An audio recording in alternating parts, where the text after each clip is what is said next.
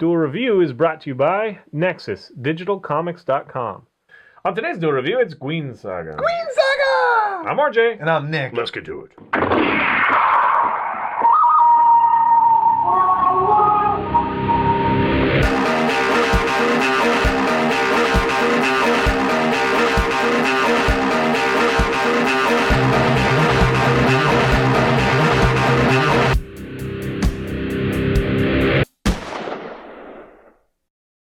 Today is the 5th of July. I hope you had a good holiday. And we're going to be talking about Guin Saga. That's right. And it's actually a series of books, 130 strong, actually, novels. We're going to be talking about the anime, none of the book stuff. Okay, maybe a little of the book stuff. Okay, we're going to be talking about the anime. But it's odd that the book started in 1979 and moved till, I think the last book came out in 2009 when she was too ill to write. Yeah. Which is just crazy. But the anime is 26 episodes long, and it follows the story. Well, it's actually a very complex story when it's all fleshed out. But basically, we start off with the city of Paris, P-A-R-R-O-S. So it sounds like Paris, but it's Paris. Paros. Yeah. Some characters say it a little differently than others. Right, and some of them have really bad. I should note that the voice acting here is kind of the English, yeah. It's and that brings us to other stuff too that we'll talk about later. And some characters have accents that just don't fit anywhere. Like some of them are from, like, I don't know, Texas for no reason. I don't even register that stuff, honestly. I don't think you were paying attention. Well, no, I don't. I think it doesn't detract from me. I think you have Can I say? I think the credits started to roll and then you just went off. Possibly true. I'm not thrilled about this anime like he is. I love this, and okay, loved is kind of a strong word, but I really do love it. Guin. I liked Guin a lot. I loved the characters. I loved the story behind them. I loved the confrontations. I loved the political intrigue. You know. So getting back, I'm sorry. Did you want to say something before? Okay. So getting back into the plot, you have the city of Paris. You have the king, queen, and then their two kids, the twins, the twin pearls, or what they're called. Mm-hmm. There's Remus and Rinda. Remus and Rinda. Remus and Rinda. Or whatever the monkey girl says. Right. And so the king and queen are killed. Remus and Rinda are magically teleported through an ancient device into the forest where they're being chased by the warring faction Mongol, which is obviously Mongol. There's not really hiding it much. So Mongols after them. They're trying to kill the twins so that they can take over that section, become more powerful. But in the forest, they meet this character, Guin, which is the namesake of the show, Guin. Which it's just something that he's remembered. It's not necessarily his name. Right. We don't know in this anime. He has amnesia. He doesn't know where he's from or how he got there. He just has the name. He just remembers that his name is Guin. No, he doesn't even remember that. It's just she asks him what his name is, and he says, Guin, I think, is that your name? I think so. Right. He doesn't really know. It's just, it comes to mind when so a lot of times he'll remember something, but it's in a certain circumstance. It's like he'll stand up on a mountaintop and then he'll see over and he'll be like, he'll say something about the territory and be like, oh, well, I guess I know this place, kind of thing. So So it's assumed that his name is Guin, but Guin. Yeah. So he's an amnesia, amnesiac. Yeah. Amnesiac. I don't know if that's a word. So is it amnesiac? Sure. Amnesiac. Yeah. So he's an amnesiac, and what's interesting is he has magically affixed a leopard's mask. Again, in the anime, that's not really apparent because he's saying, "Is this really my head? Is this a mask? What's going on?" And it definitely functions like it's not a mask. Yeah, he speaks with it. Although when he speaks, it's like this, and he's like saying like 100 things. Weird because he has no lips. He's a leopard. He has no lips. So. But I guess in the books, it's clearly stated that it is a mask of some sort. I think in the anime, it's kind of ambiguous. Yeah, it's very ambiguous. I like it better that way. I like it when it's like he could be like some weird species that nobody knows about, or it could be from space or something. I don't know. Yeah, but then why would he think that it's a mask? I mean, you kind of know when something's on your face. Well, he clearly doesn't, because in the anime, he does not do that. He says, "Is this really my face? Was I cursed? Is this a mask?" He doesn't know. So anyway. That's part of the kind of whatever. It's just whatever. Keep going. So Guin decides to be the twins' protectors, the twins' protector. singular. And he follows them, and he kind of helps them, and he coaches them, and does whatever he has to for them for no real apparent reason other than he feels he should. Yeah. Along the way, they meet a whole bunch of great people. You have the Crimson Mercenary who comes in, and he's got a great story behind him, and his future is kind of really cool. Excuse me. Then you have the what are the monkeys called? Saiyan. It's not Saiyan, but it's close. It's something like that. I just watched it. And I can't remember. Yeah, there are two different races. Right, there's two different races of monkey people. A whole bunch of tribes, but there's two major races that they talk about. Right, and so they're involved. Then you have the giant. They're called giants, but they're just tall Indian people. Right. Pretty much, yeah. Yeah, and then you have the City of Mongols head commander, Lady Nellis, who is a very interesting character, and I happen to really, really like her because she's got all this beauty, and she's trying to run from it. She doesn't really care about being beautiful. She wants to be a great warrior. She wants to be a great soldier. But like any stereotypical, she falls in love and has it kind of bite her in the ass. Yeah, but that's kind of an interest. I think it does it differently in this one. She doesn't just fall in love. She falls in love with the most beautiful man on the planet, the one that all the girls love. There's nothing. I mean, this is so long ago that I don't know if it came before all the cliches, but to me, there's nothing that is not cliche. I don't. But let's continue talking about the good stuff. Because, I love the fight scenes are great. Yes. The only problem is that they're so short. It's like, oh no, is he going to be able to? Oh yeah, he just did. It's done. So it's over. He just went and it's over. That's over. Yeah. But they are kick-ass. I mean, the way they're animated, I'm tired of seeing his nipples all the darn time. Okay, Guin has his shirt off almost all the time. He's in a loincloth and weird strappy thing. When he wears his armor, it's really cool. He's got this really cool black armor. Better. Yeah, but then he quickly strips out of that and goes the he's captured a lot gladiator route again. But I enjoy that he's a noble character in that he sees that they need help. He doesn't really know their story, but he helps them. He's always kind of fair, but then he's also condemned by certain characters as being the root of evil and stuff like that. So you don't know if his past, if he was horrible, but how could you simply just have amnesia and be a completely different person? I don't really know how that works. Yeah, I don't. Isn't there something in the soul that kind of dictates whether you're gonna? I don't know. That's a kind of a big question. Well, I think the biggest interest. The most interesting thing about Guin is his more or less indifference. Let me start off with Remus. He's a bitch. Yeah, he's one of the twin pearls of Paris. He's he's a prince. He's the prince. He's a surviving heir. Yes, he's next in line. He's going to be king, provided he survives long enough. But it's so hard. I can't sleep. And, he's a huge bitch in the beginning, but then suddenly something happens. He snaps. We know what that is. Well, but we can't really tell you. So he becomes this he becomes this real dick actually. So he goes from bitch to dick. Well, but at the same time, he's not necessarily a dick. He's concerned with. From what we saw from the anime, which is very short. I mean, obviously, there's tons of books out there that we have not read that explain it further. But he was to the point where he's like, okay, well, I need to lead. Nobody's here. My father's dead. My mother's dead. There's nobody here to tell me how to be prince. So how do I get these people to love me? Because they knew me back when I was a brat. Yeah. So he's aware that he was this sniveling little whatever. And it's not really explained in the movie until the very end. You see a shot that kind of oh, is that what happened? Weird. What is going on there? Mm-hmm. And he's not even aware of it himself. So I don't know. I wouldn't really characterize him as a dick. He's very serious. Yeah, he's not. He hits puberty very quickly, I guess. But he's just concerned with the ruling, and he wants to, do it properly. And so one of the things Guin says to him, and this is getting back to my point about Guin, is he's like, "I will help you, but there may come a time when you as a ruler, I will have to fight against you, in which case I will kill you." He's got that kind of indifference, but he's not going to. The Crimson Knight too, kind of. Well, the Crimson Mercenary. Yeah. So when I'm talking about Guin, what I'm saying about Guin is he's got this kind of indifference. He's going to do what's right no matter what friendships he makes.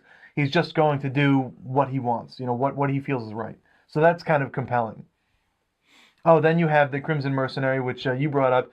And he's an interesting character. Actually, I think he's my favorite character because he's this rogue who wants so much more. He wants to become... well, he's been foretold. He keeps saying that, fortune teller or whatever told him that, whatever. He gave him a little rhyme to carry her along, but that he'll be king eventually, and that he'll like marry the shining lady or whatever, and so he's trying to fit these pieces in. Right. So the whole time he's trying to fit that in. And what's interesting is the shining lady comes up several times because Amnelis is, Yeah. and the Rena, whatever her name is.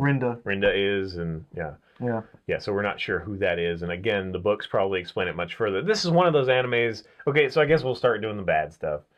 This is one of those animes that it's just kind of like, hey, you like this anime? Then read the manga. Because there's nothing that, like, there's a huge plot point that is never, ever even touched. Like his leopard head, kind of thing.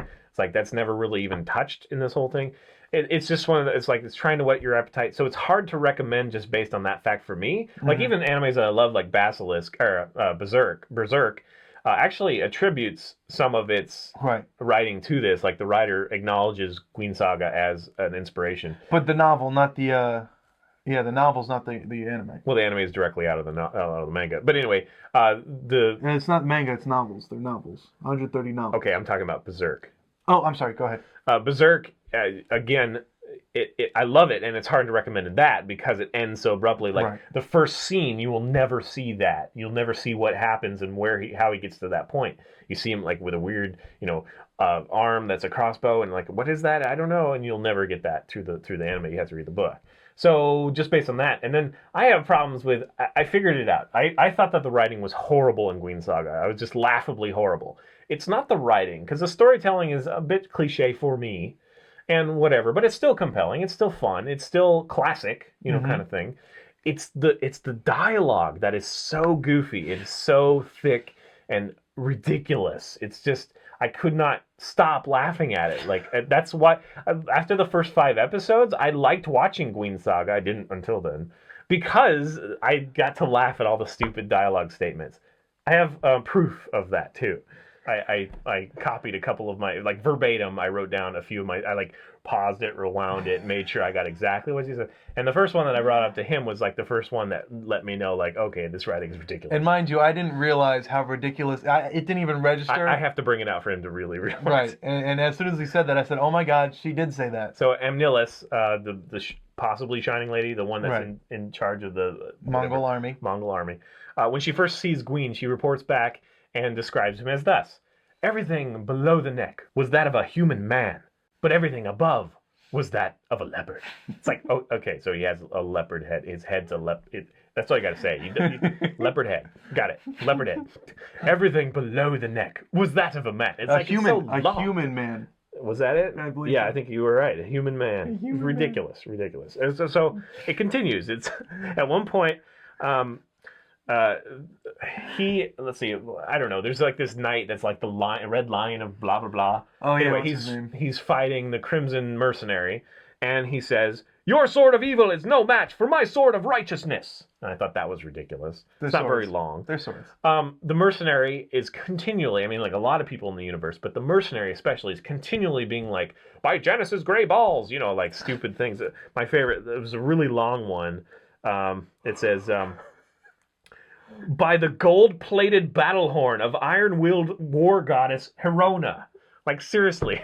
like, but it's so long. Like, it's ridiculous. "By the gold-plated battle horn of iron-willed war goddess Herona." Like, I can't even say it in one breath. It's ridiculous. But yeah, he's always like, "By the golden beard of whatever." Yeah. It's ridiculous. And yeah, that reminds me of Evil Alien and the Conquerors. Anyway. And then, okay, we'll continue. "I will kill Noris and hold you in my powerful man arms. I'm going to find my own super awesome destiny." That's verbatim. That's exactly what he says, and that's when the mercenary is talking. He's been jilted by the Shining Lady. No, Rinda. Right, Rinda, the possibly other Shining Lady. Yeah. And Noris wants him as his. "I will kill Noris and hold you in my powerful man arms. The plot... I'm going to find my own super awesome destiny." Like in this like medieval war torn whatever. Super awesome destiny. And I don't know how much of this is like English translation. You know what I mean? Like English from the Japanese version. I'm not done yet. Do you have something else to say? I was just gonna add to the plot point that the Duke of Crystal, Duke Nerys or Count Nerys. Is he Duke? Duke. It doesn't matter. Duke, yeah. So Nerys is has been betrothed to Rinda, and the Crimson Mercenary is in love with Rinda. So he's But Rinda's also smitten with both of them, really. Yeah. But more so the Duke. Yeah. Anyway, okay, so he's trying to make it's just ridiculous. It doesn't matter if it's taken out of context because when it hits you, it's like, what? What did he just say? So I have to rewind it. Okay, so there's more. Okay, one of the main ones that Guin says, he says it again to Amnelis. whatever her name is. Amnelis, Lady Amnelis. And it's actually repeated, so it's actually kind of an important plot point because it kind of tortures her later, like she thinks of it. But he literally says, "You should lengthen the hem of your dress and go turn the heads of men at palace balls." That's pretty much saying that she shouldn't be a warrior princess like Xena. She should. I know, but it's so ridiculous. It's so heavy-handed. And then, okay, I guess the last one is when they're on the battlefield and Amnelis again gets a warning. They intend to assault us in the rear. It's not from the rear. It's in the rear. They intend to assault us in the rear, my fair lady. So ridiculous. And that's just a small portion. Like, I literally could have written a whole book. See, Stupid what's funny? What's funny is I'm almost ridiculous. Positive why I didn't really pick up on this stuff. Because you've mentioned you like ham. Yeah, you mentioned my flowery writing style. Exactly. And so like, I guess awesome destiny. That's perfect. No, I don't think super awesome destiny. My own super awesome destiny. But in my powerful man arms, like seriously, my man arms. Everything below the neck was that of a human man. And everything above was that of a leopard. But I mean, I really do like it. I love the. I don't know. I guess I like the kind of medieval feel to it. I love the storylines. I do. But I also don't like the monkey characters. No, the monkey. I don't really like the tribal guys either. Yeah, I don't know. They don't really and that show weird up later. god thing. There's a weird god thing that's. I did kind of find this compelling, and I brought this up to you. Like there is this weird artifact that glows light, and it's in salt pillars or whatever. Right. And it's a god to these people, and so Guin finds it, and it absorbs into him or something. I don't know. Yeah. So later it becomes very important because they follow him because of that. Anyway, I thought it was interesting because he was kind of trying to bluff his way. Guin was stuck with these guys. What are they called? The giant Indians. Yeah, okay, the giant Indian guys. He was in their... sorry, Native captive. Americans. No, they weren't because there's no America. I know. So he's a captive. He's trying to win them over, and they ask, or he says that your God sent me because he figures out the name of the God. And they're like, okay, well, describe this God. And he's like, well... God is the one that is there, but no one ever sees. He kind of does the stereotype of everybody else's gods, right. Kind of thing. Like he's this mysterious force that compels you or has created things, but he's not tangible. You can't see it. And they're like, you don't know God at all because he's literally like this lit rod, which in itself is kind of stupid, but the idea is very interesting to me that no, our God is totally he's like right there. He's like that rock over there. That's him. He's a physical thing, whereas most gods are not intangible. Yeah. So anyway, that was kind of interesting. So there's some stuff to extrapolate, and I'm sure the books capitalize on it a little bit more. But yeah, it's just so thick with ham. Like I don't like ham that much. I'm not a Jew, but I don't like ham that much. I love ham. I like bacon. It's I just love too ham. much, man. I like pork roll. Too much. So anyway, okay. Well, what else you got to say? I don't know. Are you gonna read the books? Are you gonna read the millions of pages? 130 books. I don't think I have the time for that. I really don't. So if there was more, you'd watch it. Oh yeah. I can't watch another. The lines are enough. That'll keep me laughing for a while, but that's enough for me. But so I should totally sit there and watch it again and write down all the freaking lyrics. All the words like you did. Just to because I didn't even register. My own super awesome destiny. I didn't even register that until you started talking about it. The thing is, when I read them, they're not even as funny as when they read them. Because when they read them, it's totally serious. Right. It's totally perfect. That's exactly what we say. They will attack us in the rear, or what is it? They will assault us. They will assault us in the rear. In the rear? In the rear? What? No, I don't want that. All right, guys. Subscribe on YouTube. Follow us on Facebook. Tell us what you think. Check out all of our wares on SpiderWolf.com. And today is Thursday. Your one shot. Yep, I'm going to be taking a look at the new Mass Effect endings, so that'll be interesting. Check that out. It's online now. Yay! All right, see you guys. Ah.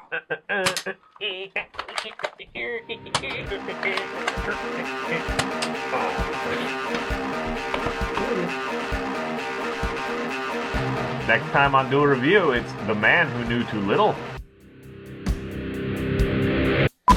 I'm gonna have my own super awesome destiny. Oh no, they're gonna assault us in the rear. By the gilded. It wasn't even gilded. It was gold plated. By the gold plated bucket of iron wheels. Goddess of land of light. Like ridiculous. So ridiculous. I can't believe you don't notice that stuff. I don't. I like tight mini skirts. Damn it. They feel good, right? They do. No, they look good. I have hairy legs.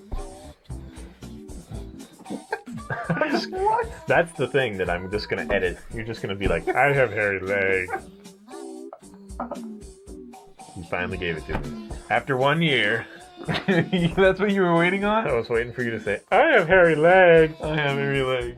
And I'll just take it out of context. I have hairy every. Even if I kept it in context, that's a weird statement. Like, we're talking about miniskirts. I have hairy legs. I do. I like miniskirts. I have hairy legs. I don't shave. See, now I just did my thing. See, if you're editing, I'd be screwed. Oh, man. It's good. It smells like acid and sugar, right? It smells like that, with like great cough syrup or something. With, like, mixed with Smarties. Oh, yeah, that'd be great. Wait, what are we doing? Guin Saga. Oh. Oh, boy! Guin Saga. I'm supposed to review the Guin Saga. I can't even do that. It's too high. Guin Saga. On today's Still Review, it's Guin Saga. I'm Archie. Let's get to it. Let's get to it. On today's Duel Review, it's Guin Saga. Guin! I'm RJ. I'm Nick. Let's get to it. On today's Duel Review, it's Guin Saga. I'm RJ. And I'm Nick. Let's get to it. You didn't want to do the Guin thing. I do, but you threw me off. Do it again. Do you have the notes about what he says? I mean, on the Oh, yeah. Everything from the neck down was that about me. Yeah. Don't. I won't. The more you say it, the more. That's not a blooper. All right, here it is. Yep. Okay. I forgot that one. That was so funny. Don't even. Yeah. Don't even. I'm all red because that was so funny. All right. Today is the 5th of July. Hope you had a great holiday. And we're going to be taking a look at Guin Saga. Guin Saga! Go ahead. You're RJ and I'm Nick. No, we already did that. Didn't we? No, we did that. Did we? Yeah, we did. Where was I? I have hairy legs. Rawr.